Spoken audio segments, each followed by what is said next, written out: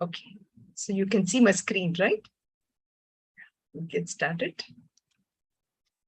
So Hari Om and welcome everyone. We are on the 5th chapter, so we can get started. Om.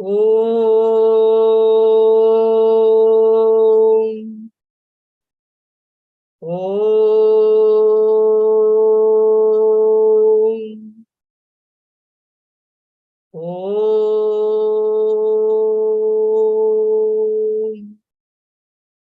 Om Sahana Bhavatu Sahanau Bhunaktu Sahaviryam Karavavahai Tejasvinavadhitamastu ma vidvishavahai. Om Shanti Shanti Shanti. Om Parthaya Pratibodhitam Bhagavata Narayanena Swayam Vyasena Gratitam Purana Munina Madhye Mahabharatam Advaitam Vridavarshinim Bhagavatim Ashtadashadhyayinim Ambatvam Anusandadhami Bhagavad Gita Bhavatveshini Namostute Vyasa Vishana Buddhe Fulla Ravindayata Patra Nedra Yena Tvaya Bharata Taila Purnaha Prajvanito Jnanamaya Pradipaha Sarvopanishado Gavaha Dogdha Gopala Nandanaha Partho Vatsa Sudhir Bhokta Dugdam Geetamritam Mahat Vasute Vasutam Devam Kamsa Chanura Mardanam Devaki Paramanandam Krishnam Vande Jagadgurum Sarvadharman Parityajya Mamekam Sharanam Vraja Aham Tva Sarva Papebhyaha Mokshayishyami Ma Shuchaha.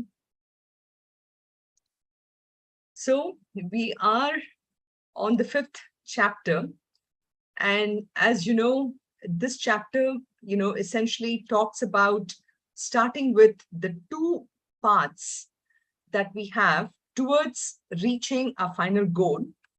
And the two paths were the Karma Yoga and Karma Sannyasa Yoga. And we have so far seen the aspects of Karma Yoga. And what Sri Krishna says is essentially the goal for both the paths is actually the same thing, which is to attain that absolute liberation, or to understand really who I am. So even though the two paths are sort of different, you can see that the sadhanas are kind of similar, in the sense the aspects of what we see in Karma Yoga is also practiced in Karma Sannyasa Yoga. But in Karma Sannyasa Yoga, the aspect of renunciation, which is the renunciation of the ego, is actually brought out very nicely. So as always, before we get into the shlokas, which is today we are going to touch upon from 15th through 17th, I always like to have a little bit of, the reflection time as to why are we really doing Bhagavad Gita? What is the relevance for us in this day and age? So I want to start off with, this figure that I have it here. Here you see this figure of a person who is sort of, bound. Now, whenever we think, we are sort of bound, we want to say, no, that's not true. I'm actually really free, We are free to do whatever we want. Here, you're looking at physical bondage where a person is tied by ropes. But Bhagavad Gita doesn't really talk about physical bondage, Anybody can remove the ropes out, be extremely clever, which is what, we know thieves do very well. They know how to break the bonds, they know how to break the ropes, they know how to get out of jail or whatever. But Bhagavad Gita really addresses a different kind of bondage, which is the psychological bondage. It is really the bondage at the level of the mind that Bhagavad Gita really addresses. So a little bit, we sometimes have to think about bondage and freedom. On a very, very simplistic note, when we think about freedom, is it really living in the land of the free? We live in United States, where we think, this is the land of the free, where everyone is free and equal. And we're living in a land of democracy where we can do anything and everything. But are we really able to do whatever we want? We all have houses, but can I really paint the house in all kinds of bold colors? I don't think so. If I have to fit into the subdivision, I have to make sure that I paint in the colors, which is, the mild neutral colors, where my neighbor is not going to be upset because the neighbor's house value is going to go down if I paint with some other color, right? Or the grass, I have to make sure it is exactly that 1 inch or whatever. I cannot allow it to go beyond that. Otherwise, that's it. My neighbor, I'm not going to get the best subdivision house award, So all these things, we still don't live in the land of the free in that sense, right? We are not really able to do whatever we want. So land of the free or freedom, free body, what does it really mean? So Bhagavad Gita really teaches us that freedom. How can I be free? How can I be free at the level of the mind, which is actually dictating the body, and the body which is living in this land of the free, So Bhagavad Gita really teaches us at the mind level what really that freedom is. Literally, when you think about freedom, it is, we have to go through, in now that I'm living in this land of India, Ayurveda is such a big thing. Everywhere you see this, Ayurveda is used to cause this detoxification of the body, And when you think about detoxification of the body, I mean, whether it is detox of all the food which has to get out of your system, or the water which has to get out of your system, or even the air, which you have pranayama and all that you can take care of. But the mental detox, that's really where the problems are, where Bhagavad Gita can really help. And what are those things that clogs up our mind? It's all these emotional grudges, anger, stress, anxiety, which, for all of us, which we can understand very well, but at the younger kids level, our younger generation, all this is very much there, right? And this is really like the house. I was going to put this house with all the freedom, the pipes, which sometimes gets clogged in our houses, which we all know. And this is the clogging in our, imagine if this is your mind, and if this mind has all these pipes through which we express all these emotional grudges, anxieties, everything, how will we take care of this? So that is exactly why we need a regular cleansing of our mind. And this regular cleansing is what Bhagavad Gita really gives us. Bhagavad Gita gives that ability to cleanse this mind, and the strength comes from within. We don't have to use any plungers or anything from external outside. It's within our own system, our own mind. Uddhare datmanatmanam atmanam avasadeyet, right? So our own mind can give us that strength. And if we can understand Bhagavad Gita truly what it gives us, uh, it can help not only live our day-to-day life in a very calm manner, it helps us with our meditation, it helps everything. And that is, I just thought I'll always give this quick message on the relevance of Bhagavad Gita for why we really need this. I mean, not just Bhagavad Gita, we're talking about Upanishads, our Shastras, and I know Pujya Swami Swarupananda was here to speak on Bhagavad Gita as well. So each and every, the more we listen to it, there's something which is unclogging in our own mind, which is giving us a little more clarity, in how we do things. So that's the idea, which we have to make our mind really, really unclogged. And how do we make the mind unclogged? Basically,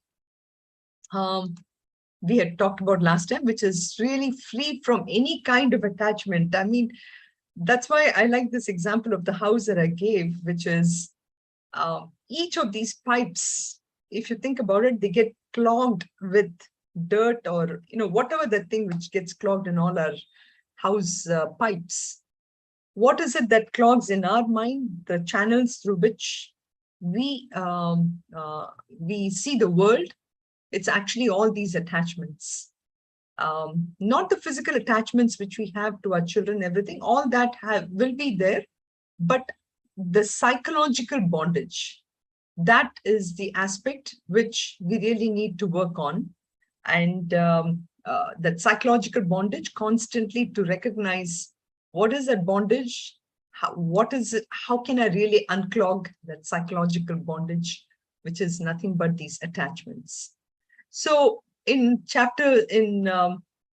shlokas 1 through 12 almost, where Karma Yoga was talked about, we saw that the first step of progress, if you will, towards our final goal, we saw that where Karma Yoga gives you that ability to work on that psychological bondage, to think about these attachments, and to still function in the world. The shlokas with Naiva Kinchit Karomiti, Pashyan Shrunvan, Jigran, that shlokas, which talks about how I can still live in the world, I can still do everything what I'm doing, but I function in a way that I recognize these things are temporary.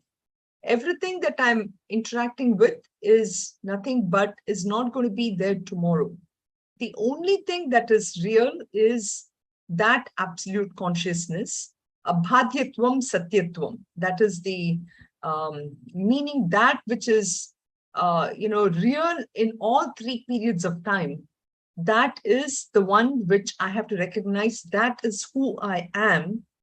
And that is really where the second rung of this ladder, which is karma sannyas, which we started to look the last couple of classes, which we started to do from shloka number 13, which we are looking at. So karma sannyas yoga gives us that ability to even shatter that ego. In karma yoga, the ego is still intact. We are actually purifying the ego, we are cleansing the ego so that the ego is now totally available to focus on giving itself up. So that is karma sannyas. Karma yoga is where that ego is still there and I'm functioning in the world, but in and through, I'm recognizing that this world is temporary. The world is full of attachments. I have to give up the attachments. But karma sannyas goes to one step further, where I come to recognize my identification with that absolute consciousness. So in shloka 13, we saw that sarva karmani manasa sanyas aste sukham vashi navadware pure dehi naiva kurvan na karayan.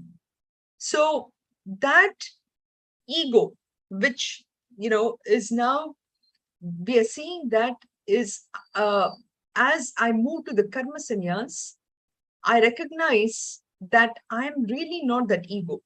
I am that absolute consciousness where I am actually sitting in this body of 9 gates. Nava Dware Pure Dehi.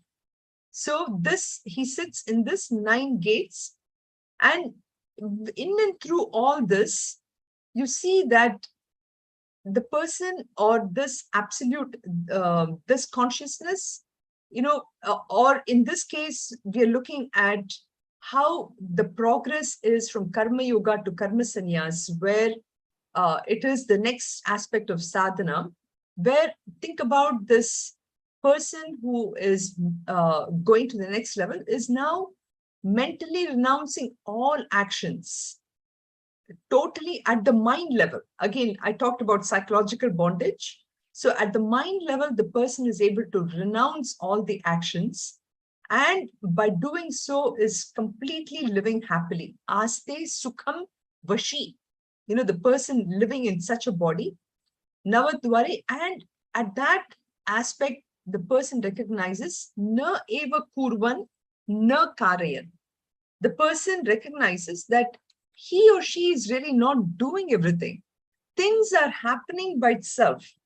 It's like, when I look outside, am I the one who is making the tree grow? Am I the one who is making the cars go everywhere? No, they all go by itself. Everything in this world has a rhythm. There is a flow in the universe. Everything is doing by itself. So why am I thinking that I'm the one who's actually driving these things? So that is what sannyas really, sannyas aste sukham vashi. So that is the mental renunciation. So the renunciation is at the mental level. A person can still live in this world, experience everything, go through everything, but mentally I have renounced that aspect that I am the one who's doing something. That part of it is the renunciation which we need to work upon. And that is the sadhana of the karma sannyasi. That mental renunciation can be, of course, possible only when I have this background of Bhagavad Gita. What is Bhagavad Gita really talking to me is that knowledge that I am not this body, mind, and intellect. I am that absolute consciousness. So when I recognize that, then I'm completely controlled. I'm self-controlled. I'm no longer acting at the level of the mind. The mind can do whatever it is doing, but it is under control of me. So that's the aspect which is he's talking about. And when you look at what Navadware Pure Dehi, when we look at, a town, I just have this example of a town where, you have your hospitals, you have your stores, and then you have your post office. All this is what we call as a town. So that is how that Navadware Pure Dehi, Pure means town. And this person is actually sitting in this 9-gated city or a town where everything is there, yet the person is not affected. So that's the whole idea which we saw, as this person is sitting in the body, and this body represents this kind of a town where everything is happening, but the person is not affected. That person is nothing but, so it's just a mental shift in our mind that I, as a person, am not this body, mind, and intellect. I'm not even Sunitha, but I am that absolute consciousness sitting in this body, doing everything, whatever is needed, but I'm not this body. I'm not the mind. I'm not the intellect. That is the idea. So sarva karmani manasa, basically meaning that all the duties, I'm just renouncing all these karmas, whatever karmas that I have to be doing by the mind. So we gave this example last time, just like how the sun gives the light, gives the heat and everything, but it is not making the trees grow. The sun is not thinking, okay, I gave the light, I gave the heat. How come this tree is not growing? The tree's growth is dependent upon that tree's swabhava, and that will be discussed in the next shloka. So too, sun is just there doing what it is supposed to do, but everything else happens by taking that aspect of the sun. So too, for us, I am that Atman, not really involved with anything. It's just in my presence, everything happens. So that's the idea by looking at this statement. Sarva karmani manasa sanyasyaste sukham vashi. And we saw this example of the fortress, which has got, where the king sits in the fortress, and basically everything happens, but the king by himself is not doing anything. Everything happens in the presence of the king. In a way, he's directing things to happen, yet he doesn't necessarily get involved. So that is what we talked about. And how does he live? He lives sukham aste. The person is happiness himself or herself. Nothing needs to be done to experience that. So we, on the other hand, we are looking outside for happiness, but this consciousness, which is nothing but Satchit Ananda, the Sukham is already inbuilt, and that such a person is content, satisfied. Now, how does that compare with how do we live? We live like as if our house is the body,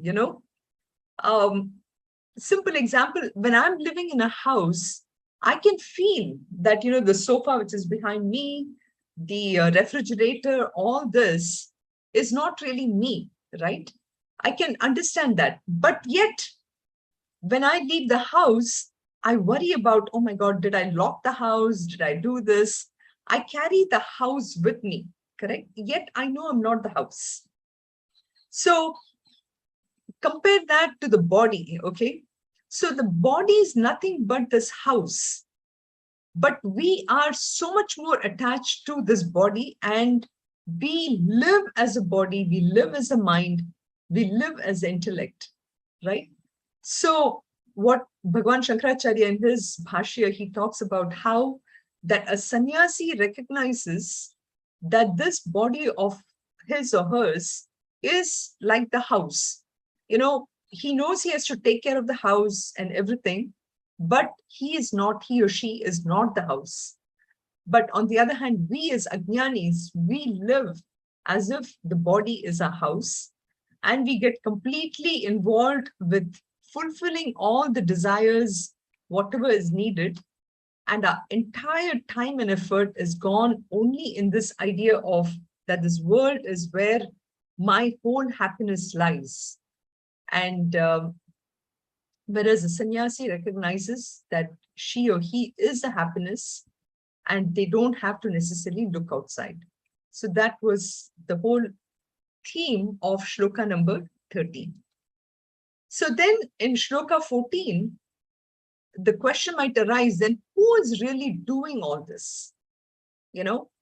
Okay, I'm not the house, I'm not the body. Then how am I living in this? Who is this body? Who is this person living here? So for that, in shloka 14, he talks about how that the person, na katritvam na karmani lokasya srijati prabhuhu na karma falasanyogam svabhavastu pravartate. We mentioned about the word svabhavam. And this is the key word here, which is the question might come if, the trees are growing by itself, the cars are running by themselves, or the cars are going, everything, who is really making this happen? What is the relationship between the growth and actually the tree itself, or the car and the fuel, for example? So the comparison he's trying to give is na kartrutvam na karmani lokasya srijati prabhu. So you see that Atman, that Brahman, that is the cause for, that is reason why this entire world exists. But that Brahman is not the one that takes upon itself the aspect of the agency.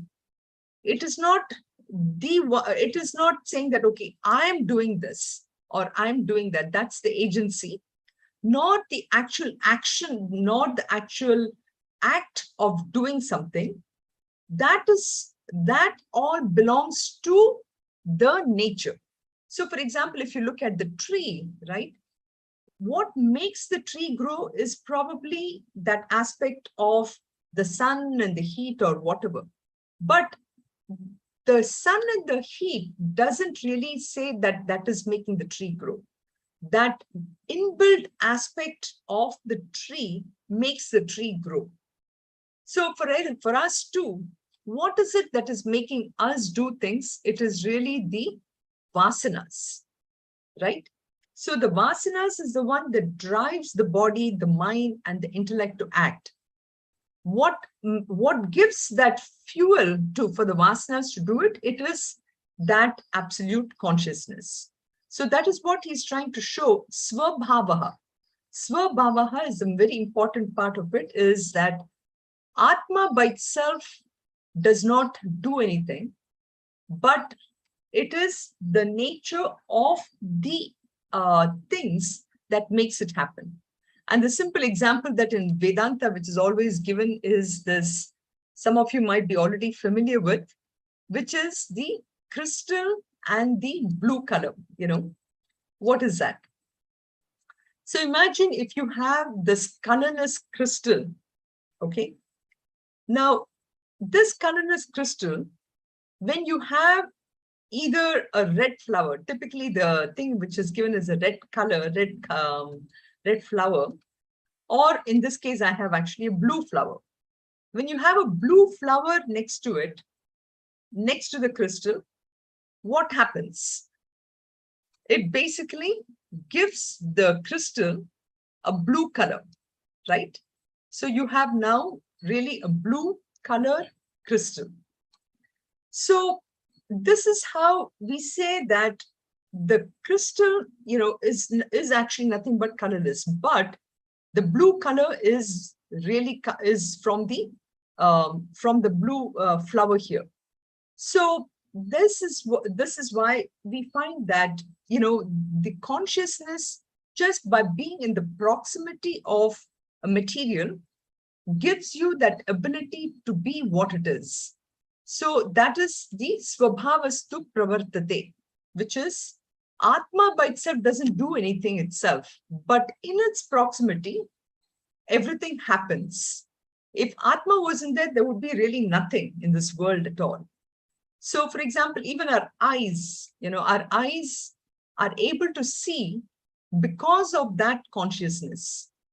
But the ability of the eyes, like in Drik Drisha Vivek, we saw about how whether the eyes can see well or not, the cataract, all that is part of the eye. Nothing is wrong with the consciousness. Consciousness will give everything the ability to do what it wants to do, but by itself doesn't do anything, doesn't make it do anything. So Svabhavastu Pravartate is also a great way to think about, we say that God is there everywhere, Brahman is there everywhere. But we're never able to recognize that, when we see somebody who's really angry or somebody who you want to punch or something like that, we get so mad at some people, right? But that is just the swabhava of that person. Actually, that person's also consciousness, but that anger part of it is that coming from the vasanas of that person, right? So another good way to look at this is, when I look at this, is the fan rotating on your side too? You can see the rotation, right? Okay, good. I found these pictures, so I said, okay, I need to show this. So when you see this fan rotating motion, okay, so what is making the fan rotate? It is the electricity, correct? So electricity is making the fan rotate, but then electricity by itself, you cannot really see it. So the motion of that fan is actually in the fan itself. So the swabhavam of the fan is to rotate, but what is making it rotate is electricity. So whether the fan, based upon the age of the fan, it may rotate faster or it may rotate slower. There's so many reasons why this fan may function what it is, but all that is because of the fan. But what makes it do it is this electricity. So swabhavastu pravartate is just to showing that the swabhavam of the fan is to rotate. So electricity does not really ask the fan, oh, now you should rotate, now you should not rotate. No, that is not what the electricity's job is. So too for us, we are that absolute Atman, but we don't recognize that because I'm so stuck on the fact that I'm the doer, I'm the enjoyer, and I get totally into that mode, and I cannot even understand that I'm not that. I'm actually just like this. I'm the electricity. I'm not the fan who's rotating.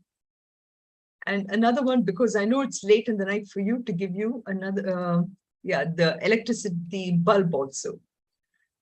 So the bulb also, you see how the bulb is shining, but electricity makes it shine. But when the bulb goes out, because the filament is not working, it's not the electricity's fault, correct? So that's something to recognize, that I am that absolute Atman, which in the presence of me, everything is happening, but I'm not making the bulb move, making the bulb light up like this. I'm not making the fan rotate the way it is doing. Another way to look at this, which I showed in the examples before, this Pac-Man video game, right? You see that the course and this Pac-Man moving around, and all this happens in the computer. They're not physically moving around. It's only because of the electricity in the computer that you're able to play all this. So you see, it just gives you an illusion about how this movement and everything is happening.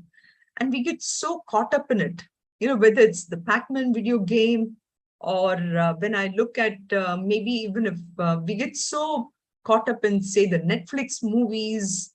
I'm just using, because I'm in front of the computer, I'm using those examples about how all this creates so much of an illusion, and we get hung up, we get emotional, we get totally into attached, if you will, to everything that's going on.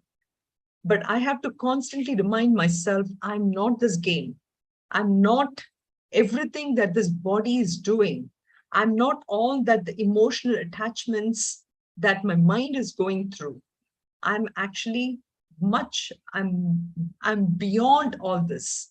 All this is like the other example that we also know, maybe this would be a good example to show you.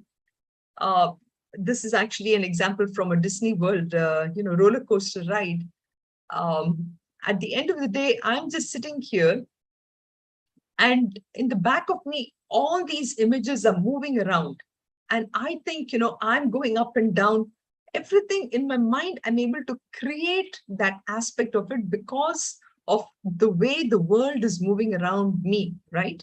And I go through emotions, I go through fear, I go through anxiety, all this when I'm sitting on this roller coaster ride. But in reality, I'm not moving at all. Everything around me is moving. So the other example we also talk about is this movie screen and the movies which is going through. The movies cannot exist without the movie screen. In and through every aspect of what the movie is, that screen is part of it. But we know the movie is not the movie screen, right? So how can I constantly remember that I am actually the screen and not the movie which is going around? So this is the whole thing that Bhagavad Gita and the Upanishads are constantly trying to remind us, that I am that absolute consciousness. I'm not all the things that is happening around me. All the things that are happening around me is the work of the body, mind, and intellect, which is being driven by those vasanas. And I, by itself, I'm totally away from all this. And this is just a way to show that all the things that where I tend to take an ownership, in the action, in the fact that I am doing it, or what I'm trying to get out of it, and what I'm enjoying it, and what I'm causing for an act to happen, or I'm causing for the enjoyment. In all this, we see that Lord, that Brahman, the Saguna Brahman, however way you want to look at it, that Lord does not do anything. It's just allowing things to happen. Everything that is happening is because of my association, my attachment to this body, mind, and intellect, which is temporary, which is actually the anatma. But I don't know it. I've got so attached to this anatma, and I think that that is what is driving it. And I'm living in this illusory world and thinking that that is who I am. So the chapter 5 really touches on all these aspects and gives you that aspect of really who I am. Then the question may come is, then why is it, even though I've given you all these examples, right? I've given the example of the bulb, I've given the example of the fan and all this, but yet, why am I going through it? Why do I feel that I am the doer? I am the one who's enjoying it.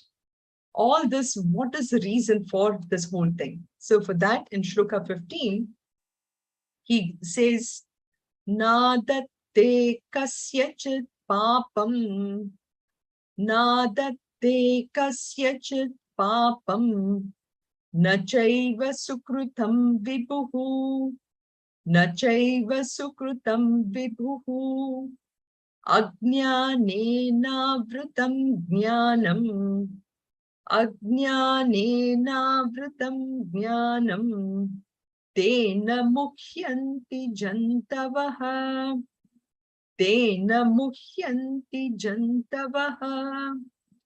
He points out that it's only ignorance, ajnanam. Ajnanam is the reason, avritam, that ignorance, avritam, jnanam.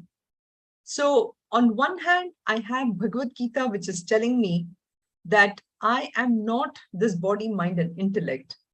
But because of this ignorance of the fact that I am not this body, because I'm ignorant of that knowledge, that because I'm so involved in this world, by using these instruments of body, mind, and intellect, where that ignorance veils that knowledge, I'm now deluded, muhyanti. I'm a jantavaha. So look at the word that he uses here. Jantu, jantu is a word which is used for a creature, not even a human being.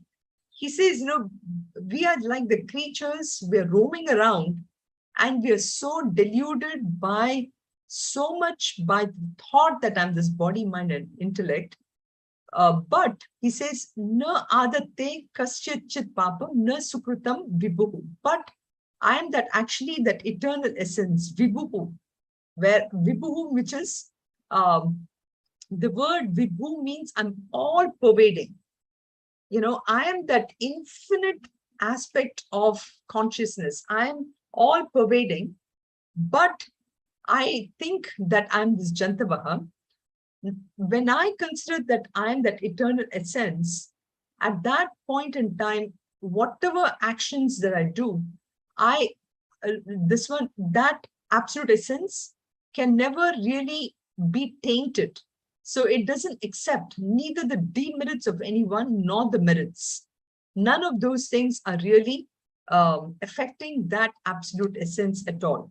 But then I constantly feel that I'm this, I feel I'm the doer or enjoyer because I think I'm that aspect of this body, mind, intellect. So for example, let's take this example of this Pac-Man again, the Pac-Man video man thing here. When I'm playing this game, I get so competitive. When you're playing with somebody, you get so competitive and you want to, you want to gain more points, or you tend to lose points, or even that example of that snake and ladder game, you do something, you think you're going up, and at some point you do a mistake, you come down. So all this gaining of points is because of the rules of the game that we play. It's kind of an automatic system which is built here in the computer game, right? So too, anything and everything that we go in life is because there is already an inbuilt mechanism of prarabdha and purushartha which happens, because of which we go through all these anxieties and everything. I have the ability to distance myself from that person who is going through the prarabdha and purushartha and stay as a witness. I can do that. But because of that ignorance of the fact that I think I'm the Sunitha and I'm acting through this body, mind, and intellect, then what happens is I get so hung up on it, and I just, get involved, and I get anxious, I get dejected, all that happens. But I have the ability to stay as a person outside this game, and see the whole world as nothing but Maya, as a game that is to be played. So something to keep in mind with that. So another thing is to look at it is, all these things that happen are nothing but two sides of a coin. Like, for example, if somebody, whether it's day and night, or heat and cold, or even, like black and white, for example, all these things are nothing but two sides of a coin. For somebody who is, maybe looking from an outer space, they look at this whole earth and they can actually see that on one side there is night happening, on the other side there is day happening, right? But all this is again so temporary, and everything is happening in the realm of this world which is so temporary and which is going around.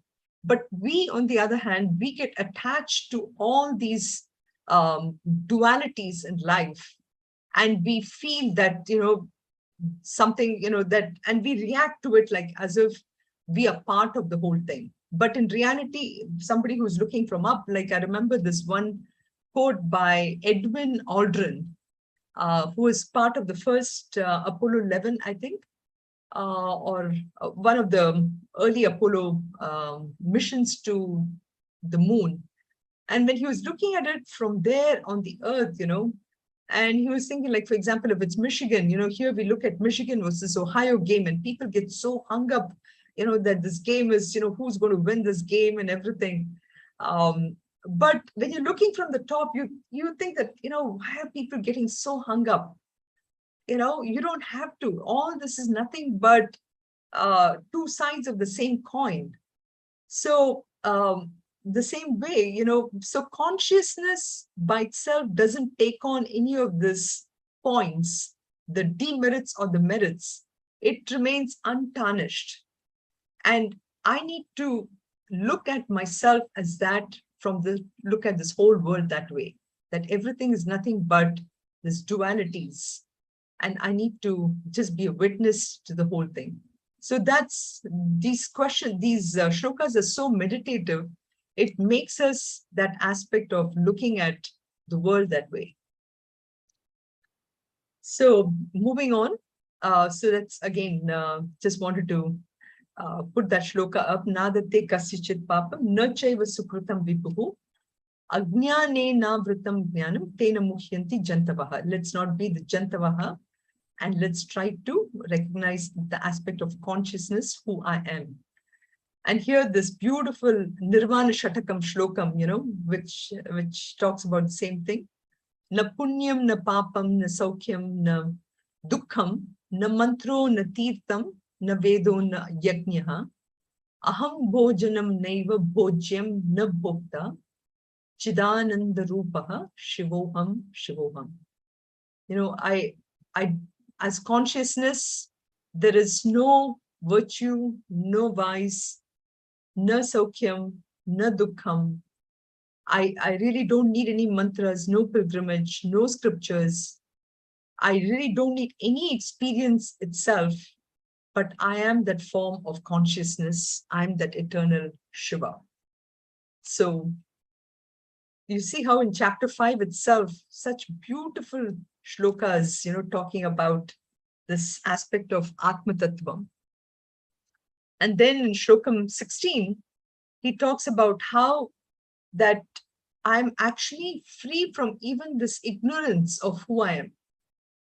It's only because of that ignorance of who I am that I don't recognize that Atma Tattva, and I tend to think I'm this doer, that I'm the one who's doing it. I'm the one who's enjoying it.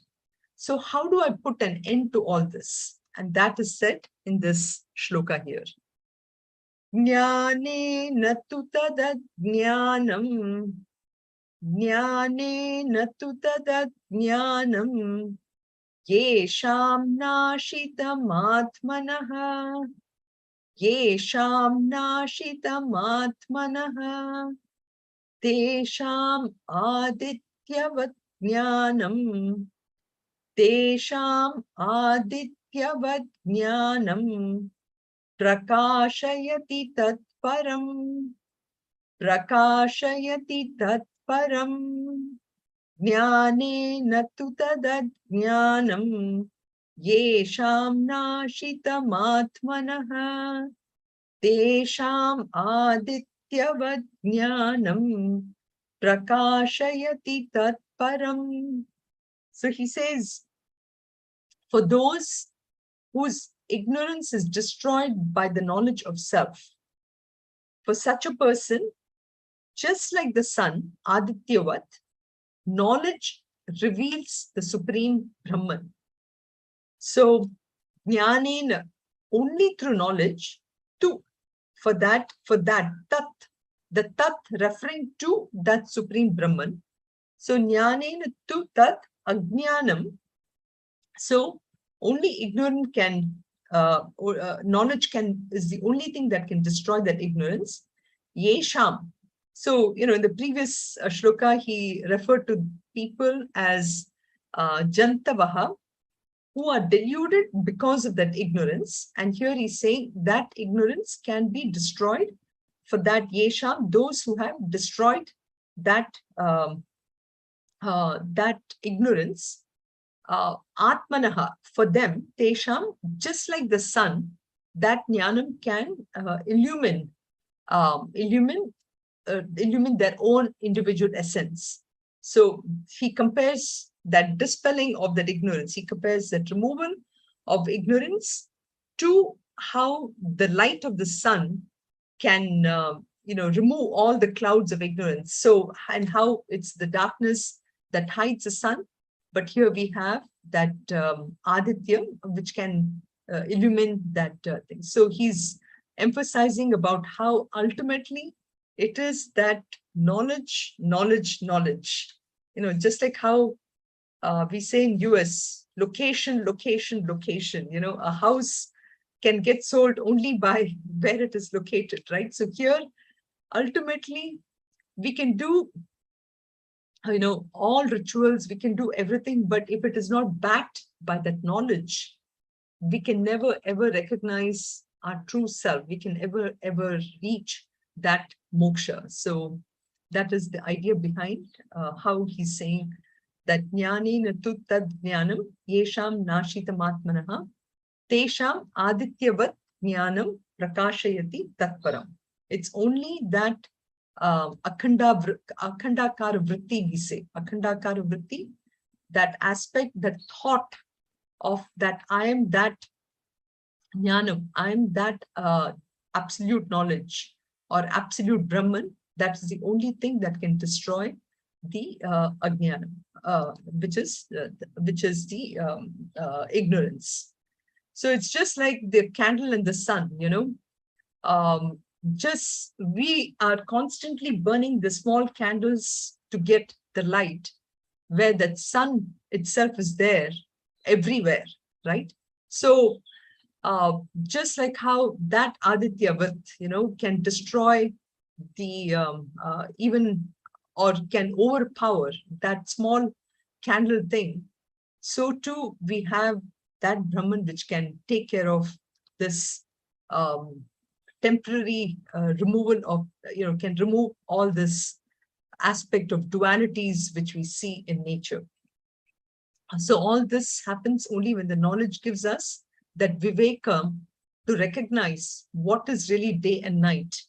If I can have that much amount of clarity, then I can recognize at a higher level what this whole world is about. And in Atma Bodh, which some of you have read the text, it says that tapopi kshina papanam shantanam vitaraginam mumukshunam apakshoyam atma bodho vidhiyate. That atma bodha, that knowledge of the self itself, is the one which purifies the heart. And there are such beautiful shlokas. I just picked a couple of them which I really like. Deha indriya mana buddhihi prakriti bhyo vilakshanam tad vritti sakshanam vidyat atmanam rajavat sada. That Atman itself is like the king, which is distinct from the body, mind, and senses. So this brings to the shloka number 17. What happens when we gain that knowledge? Tad buddhayastadaatmanaha. Tad buddhayastadaatmanaha. Tannishta tatparayanaha. Tannishta tatparayanaha. Gacchantya punaravrittim. Gacchantya punaravrittim. Jnana nirdhuta kalmashaha. Jnana nirdhuta kalmashaha. Tad buddhayastadaatmanaha. Tannishta tatparayanaha. Gacchantya punaravrittim. Jnana nirdhuta kalmashaha. So then somebody may ask, okay, so what happens when the knowledge dawns? When that knowledge happens, we see that tad buddhaya, that intellect, the intellect which lies in that, tad buddhaya, tad atmanaha, that where even that atma lies, that mind, the conviction also happens. Tan nishtha, that person is convinced that ultimately this is my ultimate goal. Tat parayanaha. When that conviction is there, which is the most important of all of them, when I'm 100% convinced that I am that Atman, so gachanti, that person automatically reaches that state. And from where there is absolutely no return at all. Gachanti punaravrittim and jnana nirdhuta kalmashaha.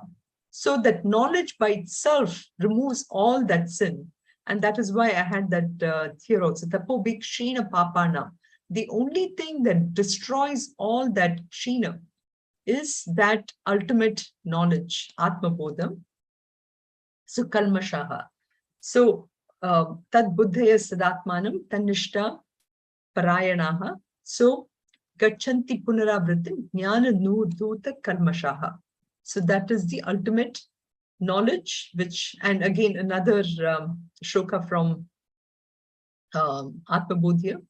Atma Chaitanya Ashritya Dehendriya Mana Buddhihi, depending on self, Swa kriyarteshu vartante surya lokam yatha janaha.